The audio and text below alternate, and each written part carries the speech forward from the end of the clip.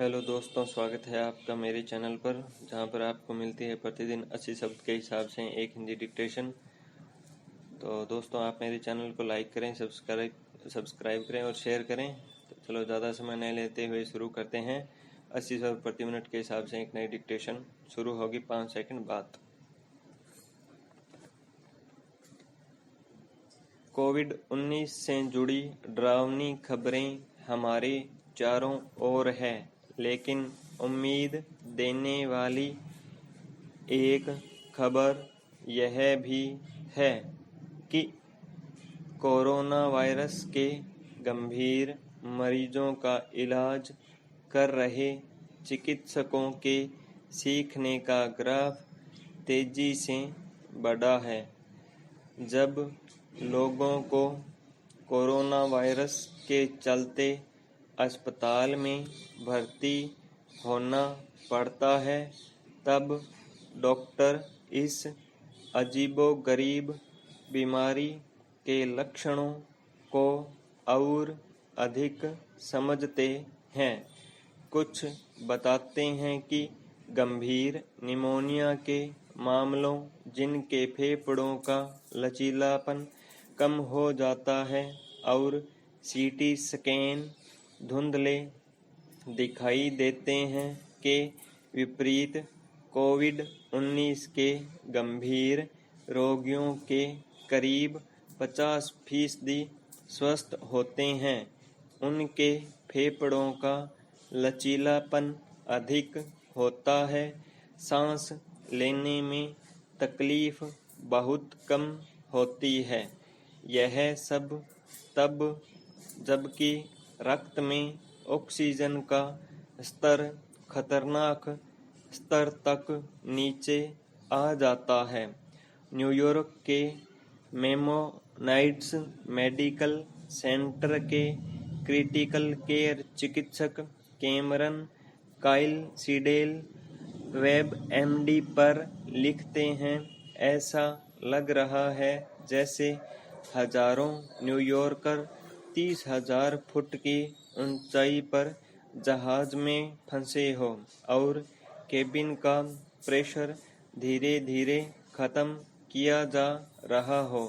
University of Colorado के critical care doctor और फुफ्फुसीय रोग विशेषज्ञ टॉड बुल ने बताया कि वे ऐसे कई मरीजों को देख रहे हैं। मैं रात को आईसीयू में रहता हूं। जब मरीजों से मिलता हूं, वे कहते हैं कि उन्हें ठीक लग रहा है, जबकि उनमें ऑक्सीजन के स्तर में अचानक कमी आती है। चिकित्सक अत्यधिक ऊंचाई पर सांस लेने में तकलीफ होने जैसे लक्षण वाले मरीजों के बारे में और अधिक सीख रहे हैं, और यह भी कि इलाज कैसे किया जाना चाहिए। वे ये जानकारियां सीमाओं और समान समय क्षेत्र से परे सबके साथ साझा भी कर रहे हैं। बुल ऐसा ही एक उदाहरण बताते हैं कि इंटेंसिव केयर मेडिसिन जर्नल में उन्होंने जर्मनी की गटिंगन यूनिवर्सिटी के गेस्ट प्रोफेसर और इंटेंसिव केयर डॉक्टर लुसियानो गेंटिनोनी का शोध पत्र पढ़ा। इससे उन्हें कुछ रोचक अंतर्दृष्टि हासिल हुई। इसका ताल्लुक फेफड़ों से संबंधित रक्तवाहिकाओं की प्रणाली से है, जो फेफड़ों से ऑक्सीजन ले जाती है। बुल की विशेषज्ञता का विषय भी यही है। वह कहते हैं, असल में फेफड़े बहुत स्मार्ट होते हैं।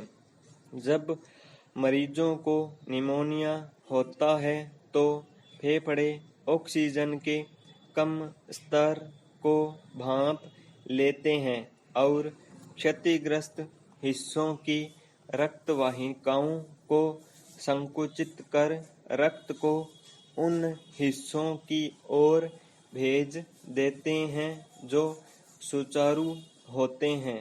हाई एल्टीट्यूड पल्मोनरी इडीम की स्थिति में यह प्रक्रिया विफल हो जाती है क्योंकि फेफड़े भ्रमित हो जाते हैं।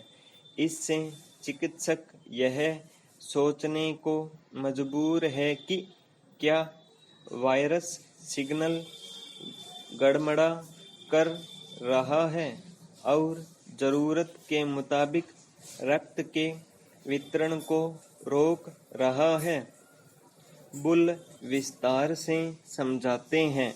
वायरस नास्य और फुफ्फुसीय मार्गों की ऊपरी परत की एपिथेलियल कोशिकाओं को संक्रमित करता है, लेकिन फेफड़ों में रक्त का प्रवाह इन कोशिकाओं के काफी भीतर की ओर की एंडोथेलियल कोशिकाओं से होता है।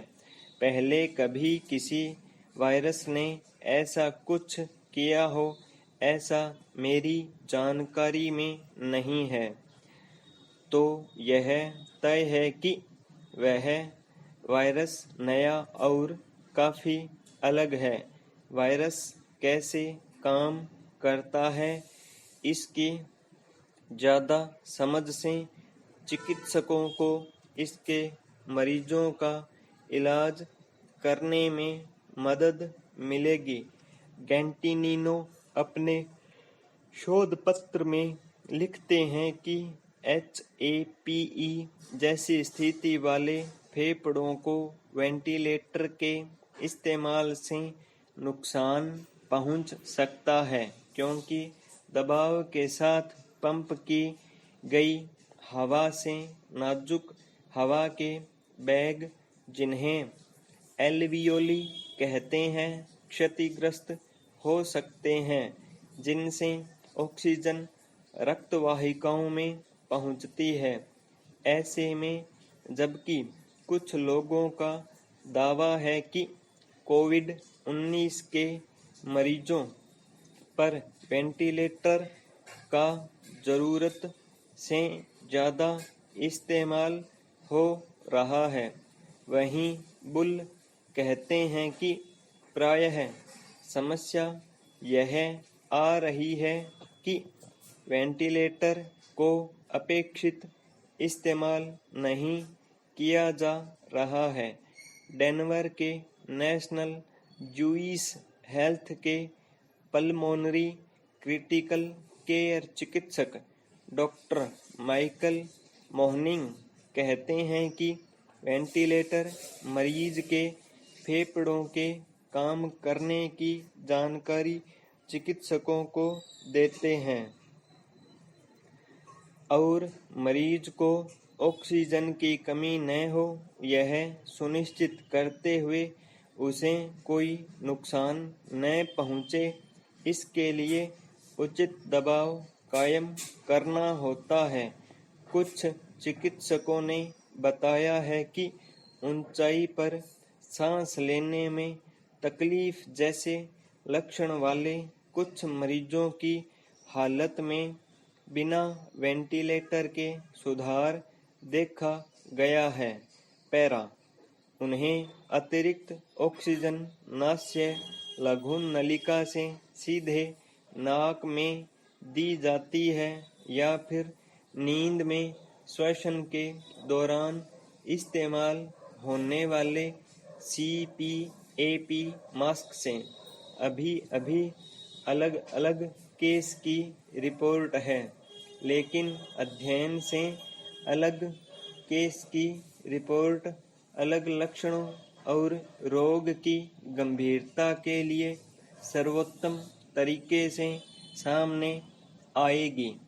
फिलहाल जो दवाएं चिकित्सक इस्तेमाल कर रहे हैं, हर मामले में उनसे मिल रही मदद को लेकर चिकित्सक निश्चित नहीं होते हैं। बुल कहते हैं। हालांकि मेडिसिन की प्रैक्टिस इस तरह नहीं होती, लेकिन डेटा के अभाव में केस रिपोर्ट के आधार पर ही काम किया जाता है। कुछ हफ्तों में जब मलेरिया रोधी दवा, हाइड्रोक्लोरोक्विन और वायरस रोधी दवा रेमडेसिविर जैसी दवाओं के क्लिनिकल ट्रायल के नतीजे सामने होंगे। पाई स्टॉक।